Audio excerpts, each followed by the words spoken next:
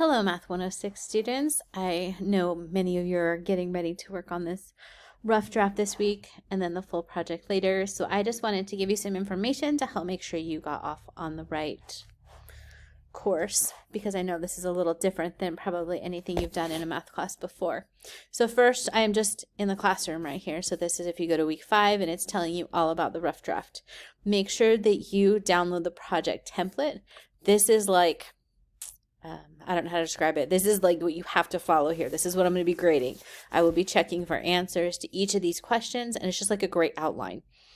And then you have the provided options. I have lots of things open. So the thing I want to point out is if you've never worked in Excel very much, there are tabs at the bottom. You have 4 choices. In general, I end up with a lot of the first one, and then some of the other ones, but choose something that interests you. Are you interested in rainfall? Are you interested in exercise? Are you interested in carbon monoxide or running shoes? So it's important to look at them and read them and understand what they mean. So I'm just going to do a brief overview of each data set to make sure you understand what you're actually trying to do here. So this one's going to show you that now, in general, your first column is going to be your X's. So here, maybe your X's are the months, and Y is the rainfall in inches. It's important to know what your units are, because in these questions, it's going to ask you, what is your X? What does it mean? What does Y mean? So understanding that X is the month and Y is the amount of rainfall, then when you graph it, you know that what you're seeing is how the rainfall changes over time. And make sure you label. It's important to know if this is inches or feet. That's a lot different. Because it's in Utah, you're going to see some months with low rain because it's a desert. If you're looking at the second one, it's the benefits of exercise. Your X's are how many days per week you can exercise. Something to note, you can't exercise fewer than 0 days in the week, and you can't exercise more than 7. So when asked questions about the window, your X's can only be between 0 and 7. Those are the only choices. So you're going to need to be able to explain what these numbers actually mean in this scenario. And then this talks about a benefit of scale 1 to 10. So again, your Y values can only go from 1 to 10. 0 wouldn't even make sense, and neither would anything above 10.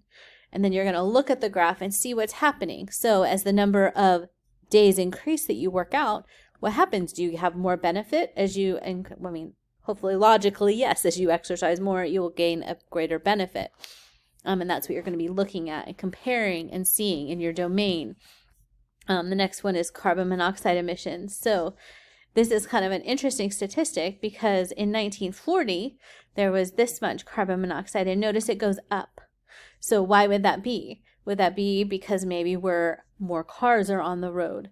And then at some point, we hopefully realized, and this is actually guess, you could actually have to research this because I'm seriously making this up, then maybe we realized, oh my gosh, we're going to ruin our world that we're living in with all of these emissions and the ozone. So we started putting things into effect in 1980 that helped to bring those down. Again, this is me just guessing. But if you did some research, you could see why this went up and then why it went down. But these are the years after 1940. So again, our domain can get really large. And our range probably still can't be negative. The emissions can't be negative. And this one, the range can go really high. It's not as restricted. The last data set, again, years since 1998, so these are going to go up. And sales in millions of dollars, which the first time I read this, I thought it was how many shoes they were selling. But this is how much money is being made in millions of dollars. So make sure you label things carefully, because if I just thought it was shoes, that's a very different number than money. But again, we're not going to be selling negative numbers. It will only be positive. So understanding your graph and how that's going to look is key. So I also I'm going to choose a data set that I found elsewhere. So this is just going to be comparing the number of FM radio stations. So if you like listening to radio, I actually thought that was fascinating. I had no idea that there were this many FM radio stations. And I would be curious to actually see how many there are now in 2024 or the future. And the idea of making a model is, can we predict the future? Like, can we predict how many emissions there are going to be if this trend continues in the future? Can we predict how many FM stations there are going to be? Can we predict that running shoe sales are going to go up? And so maybe that would be a good business to get into. the idea is also to think through all of that, because in the first step, what you're going to do is the introduction, is you're going to tell me about the data set, why you chose it, but then what are the benefits of why analyzing this data can bring. I mean, there's no reason to do it unless we're just like, well, it just looks pretty and looks cool. If we're studying rainfall, how can that help us? Maybe we want to plant a garden. When would be a good time to plant a garden? Would we be able to plant a garden? What's sustainable with this kind of rainfall? Things like that, where we want to actually see what it is we're analyzing and what it actually means and how it can actually benefit us. I do also want to point out that this is supposed to be written as a report. I don't want to see, like, notice I started with a paragraph. And so you're going to see a paragraph, not number 1, introduction. Number 2, table and scatter plot. Write it as a report. That's what is in the instructions, and that is what I expect. And make sure you're introducing things. So say I'm going to show a table. Here is a chart showing, etc., etc., etc. Tell me what you're showing me. Don't assume that I know. Yes, I do know. I'm going to read lots of the same reports since there are only 4 data sets. But you want to write it as a report, which means you have to assume that I don't know what you're going to be telling me, so you tell me. Tell me what the chart is, because that's part of what this is. I mean, if you look at these, it says explain how you determined your scale. Tell me an interpretation of what the X's are and what the Y's are, and things like that. So you're going to need to go through each of those questions and answer them. But again, not as bullets, but in sentences, as if you're explaining it to me. So paragraph 1 will be the introduction. You're going to tell me about the data set, what makes it interesting, and how it can be valuable. And I see I need a period there. In the second section, you're going to be telling me about the table and a scatter plot. Now, just to review, if you're going to create a scatter plot, you're going to, now the nice thing is yours are in Excel, so you can just copy and paste them into Desmos. But for mine, I'm going to have to type them in. But to create a table, you go up here to the plus sign and click on a table, and then you can just go through and enter your data set. And again, remember, I'm looking at these thinking, okay, so my X's are going to be small, so what kind of window am I going to need? But my Y's are going to be really big, so I'm going to have to move up quite a ways in order to be able to see these. Because notice right now I'm putting these data points in, but I'm not actually going to be able to see them because they're going to be up really, really high in a place that I can't actually see them. So I'm going to have to adjust my window. So I'm going to show you some tricks for that. You can, if you've ever used Desmos before, you can just kind of zoom in and out. You can click on it and move it, which is really nice. Okay, we got all of our data sets, but still we can't see anything, right? So you can just click on it and move it, or zoom in and out. But in this case, that's not really going to help me that much. So if you go up here to this little graph settings, then I can be like, I don't need to go far left, and I don't really need to go far right. So I can click on this and make it just 10. But my x-axis, I need to go up really, really far. I already know that I need to go up to like 6,500 or over 6,200 so I can actually see my points. And I do like to keep the origin of my graph because it helps me with perspective, helps me see. And then you're just going to take that, screenshot it, and put it in your report. Now make sure you put it in your report. It all needs to be embedded nice and neat, and then, or you can go down a little bit or move however you want. Now, does this look quadratic? Kind of torn, but I guess someone could say that it looks like it's going to go up and then back down, which is possible, or it could just be going up, but it does look like it's leveling off, so anything could happen. So I'm going to include my chart. I'm going to tell you all about my graph here, what the x's are, what the y's are, what the intercepts mean. There's a good chance that there's not going to be a y-intercept, but if there was, or not a y and x-intercept, it would mean that there are no stations anymore. And then I'm going to include some information. It's okay to say, no, I don't think that this is going to look very quadratic. Some are and some aren't. I teach Math 104, and one of them is, a few of them are really linear, but one of them is just not. And it's okay to say, no, I don't think that this looks linear. So that's part 1 and 2. And then, what predictions can we make? And so it's kind of interesting to see predicting the future of the rate of radio.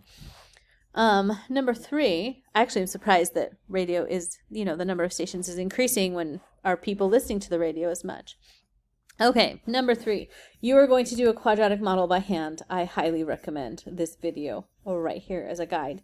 It is crucial that you are going to choose 3 points for you determining your model. You must choose the point with x equals 0. If not, this will become a nightmare. I tried to do it and I remembered that I had to have x equals 0. So it's a good thing I practiced so I can remind you. Use x equals 0 and then I would choose one in the middle and one at the end. It'll just give you a good variation. So I started here and you'll see why it's important to use the x equals 0 point. So you're going to plug in 0 for y. So remember, we're using y equals ax squared plus bx plus c, and I'm going to let you use the video. But when you plug it in, it's going to give you the value for c. So then we're only going to have to find a and b, and that's where it makes it something you can do at this level of math. So make sure, again, go through the video. It will walk you through it, and I solved it all, and I found my equation, and I graphed it. So just a reminder, when you go in here, you can just graph it. You're just going to click down here. I have to go back and find my equation because I didn't memorize it. So y equals negative 331 over 18. I do love Desmos, so easy to use. Plus 1031 over 6 x plus 55, 42. And it should look the same as it did before. Not a great model. I mean, if I'm going to be honest in my report, I'd be like, that's not really great. So you're going to then tell me about, include it, show me what it looks like, tell me about x-intercepts and y-intercept. My x-intercept is going to be on. It's going to be perfect because I used that exact one. There is really no y-intercept. It'd be way over there and way over there. But you can talk about it, tell me where it is, but it's not very useful in this situation. It does talk about the vertex. So my vertex, you'll notice it did put it there for me. Desmos is really helpful. So it shows me the vertex, so you can include that information as well as to whether it fits the data, what it looks like. And I'm going to post my sample as well so you can kind of see me talk through it. It's just a sample and I did it pretty quickly, so it's not perfect, but make sure you answer all of the questions. Make sure you include the graphs and the charts. Tell me all about it. Trying to think if there's anything else. The key is really to understand your scenario. If you understand your scenario, it's so much easier to talk about it and explain it as a model. Because this model is going to show me that, x equals 4, we know is 19 something. I have to go back and check my dates. That it's going to start going down and that the numbers are going to decrease from there. So x equals 4 was right in here, so around 2000 it's going to go down and keep going down, and that probably doesn't fit. But then starting with section 4, which we'll go into after week 5, you're going to do a real quadratic regression, not just one by hand, and this will be more accurate and it'll be interesting to compare and see. But that is for our next video. So this is sections 1 through 3. Just so we're clear, when it says rough draft, it more means let's make sure you're on the right track after finishing sections 1 through 3. It does not mean I want to see half paragraphs or half of it done. I do want to see all 3 sections, 1, 2, and 3 included in report format. It's more like you're submitting half your paper completed to make sure that you're on the right track. And you can fix things for the final still, but I will be grading it based on completing all of these steps, not partial versions of these steps. If you have any questions, please let me know. And I look forward to some great projects.